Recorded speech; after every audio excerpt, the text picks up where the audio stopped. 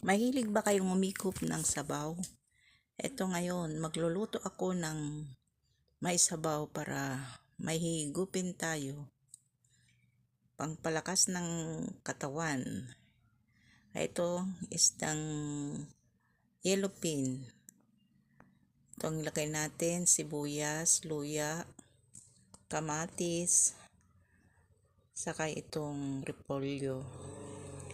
Ayan, nilagay na natin yung mga sangkap dito sa kaserola. Saka natin pakuluan. Ayan. Tapos yung isda guys, lagyan na rin natin ng asin. Para mamaya konti na lang ang ilalagay nating asin. Ayan, kumulo na guys. Lagay na rin natin yung isda.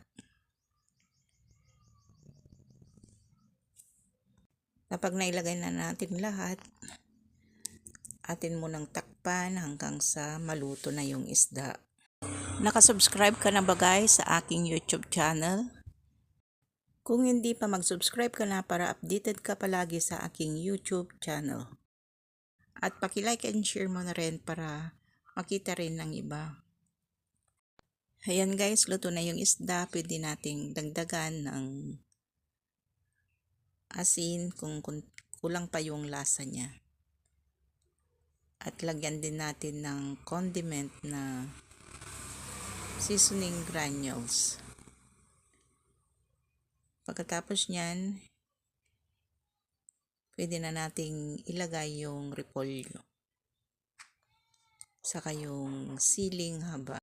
Kung minsan hinahanap-hanap talaga natin yung ulam na may sabaw, lalo na yung mga nagtatrabaho ng mabibigat, yung palaging pinagpapawisan, kailangan nilang humigop ng sabaw para mapalitan yung mga ilinabas nilang pawis. Yan guys, kumukulo na siya. Pwede na nating lagyan ng pampaasim pa. Kasi kulang yung asim ng kamatis, kaya dagdagan natin ng sinigang mix. Ayan guys, luto na naman yung ulam natin. Pwede na naman tayong kumain. Thank you for watching guys. God bless everyone. See you again on my next video.